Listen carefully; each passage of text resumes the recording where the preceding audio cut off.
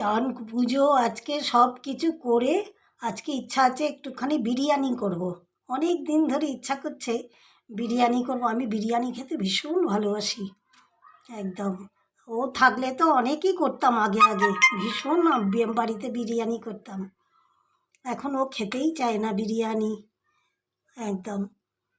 এমনি মাংস খায় কিন্তু বিরিয়ানিটা খুব একটা খেতে চায় না এখন। বলে বিরিয়ানি বড্ড রিচ হয়, তো আমার ভালো লাগে না খেতে। যার জন্য রিচ বলতে গেলে মশলাপাতিটা একটু বেশি পড়ে মাংসতে, সেই জন্য। তারপরে নানান ধরনের তো দিতেই হয় সব, ওই কেওড়া জল হেন তেন, এখনও সহ্য করতে পারে না ওই সব, একদম খেতে পারে না, বলে খালি গা বমি করে ওগুলো দিয়ে। আজকে জিজ্ঞেস করলাম যে তুমি কি সত্যি বিরিয়ানি খাবে না? বললো করো, অনেক দিন তো খাইনি, একটুখানি খাবো। বললাম সব কিছু দেবো, বললো অল্প করে দেবে, একদম দিলেও একদম অল্প দেবে, কারণ আমার গন্ধগুলো আমার লাগে, বড্ড নাকে লাগে গাগুলোয়, ওই জন্য সব অল্প করে দেবে। আমি বলছি ঠিক আছে, অল্প করে করে দিয়েই করব রান্না, যাতে তুমি খেতে পারো। এই যে বসিয়ে দিয়েছি, এইখানে সব কিছু দিয়ে দিয়েছি, জিরে সব দিয়ে দিয়েছি,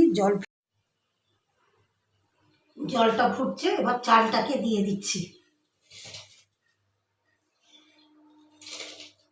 আমি বিরিয়ানি ভীষণ ভালোবাসি খেতে, ভীষণ।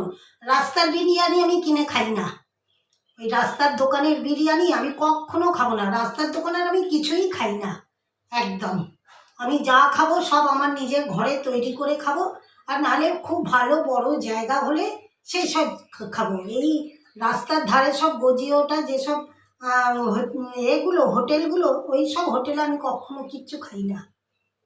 এখানে ওখানে সব গজিয়ে ওঠা যেসব হোটেল রাস্তার ধারে ধারে, আমি কোনো দিন খাই না কখনোই। তাহলে ওই যে আমরা এত বাইরে বেড়াতে গেছি, ঘুরতে গেছি, সব কাশ্মীর থেকে আরম্ভ করে রাজস্থান, তারপরে কি বলে বেনারস, পুরী, বেনারস, দিল্লি অনেকবার গেছি, কিন্তু ওই কাশ্মীর রাজস্থান একবার করেই গেছি। ও আরেকবার যাবে বলেছিল আমার বর, কিন্তু আমি আর যাইনি। বলছি না, আমাদের আর সব এত কিছু লাগেজ বয়ে নিয়ে যাওয়ার মতো আর ক্ষমতা নেই, সেই জন্য। আর এখন দল বেঁধে তো যাব, সকলে যেতে চায় না, সেই জন্য আমরা দল পাচ্ছি না একসাথে মিলে সকলে যাব, সেই জন্যই আর যাওয়া হয়নি। অনেক জায়গা ঘুরেছি আমি, হরিদ্বার থেকে আরম্ভ করে আমার বর আমাকে অনেক জায়গা ঘুরিয়েছে, তারপরে মুসৌরি। এইবারে বিরিয়ানিটা দমে বসাবো। মাংসটা সব কিছু হয়ে গেছে, সব কমপ্লিট, এবারে দমে বসালেই হয়ে যাবে। হয়ে গেছে বিরিয়ানি।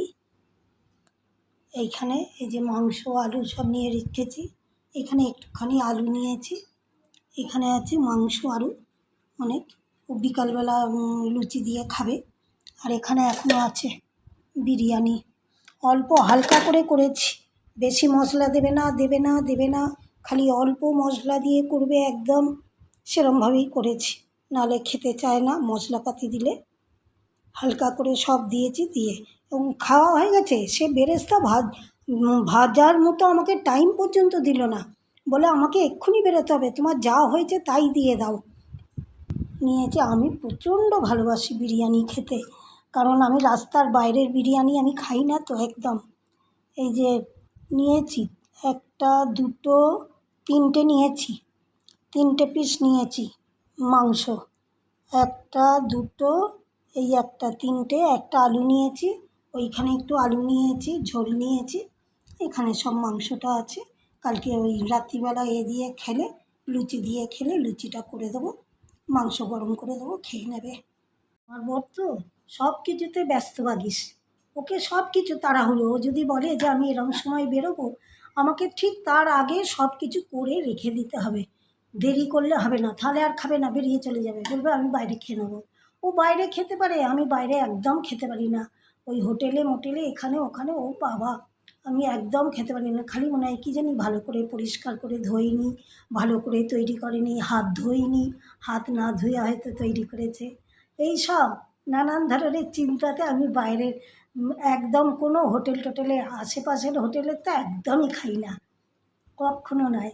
যার জন্য আমি আমার বাড়িতে প্রচণ্ড বিরিয়ানি ভালোবাসি বলে নিজেই তৈরি করি, করে আমি খাই। এখন ভালো বেশি খেতে পারি না, ও ওই বাড়িতে থাকলে তখন আমি এই বাড়িতে আমি আমার মনের মতো করে করতে পারি। কিন্তু ও তো এতদিন ধরে ভুগলাম শটকা লেগে গিয়ে মা দিকটায়, পিঠ বুক একদম যন্ত্রণা, আর হচ্ছে পাশ ফিরতে পারছি না, ব্যথা কষ্ট। ওরে বাপরে, কদিন ধরে 15 দিন ধরে আমি ভুগেছি। তারপরে ওই এলডিজেসিড পিটা খেতে তারপরে একটু কমেছে। তারপরে এখন সব কিছুর অতটাই নয়, তবুও বাঁ দিকটা ফিরে শুতে পারছি না, ভাবছি আবার চার লাগলে যদি বেশি আবার ব্যথা বাড়ে। যা খেয়ে নিই, বেলা হয়ে গেল। আপনারা সকলে অনেক ভালো থাকবেন। আমার ব্লগটা যদি ভালো লাগে তাহলে একটা লাইক আর সাবস্ক্রাইব করে দেবেন। আমার কেউ ব্লগে একটাও সাবস্ক্রাইব করেন না, পারলে একটা সাবস্ক্রাইব করে দেবেন। আমার এখানটায় কী হয়েছে কে জানে। আপনারা সকলে ভালো থাকবেন, শান্তিতে থাকবেন, সাবধানে থাকবেন।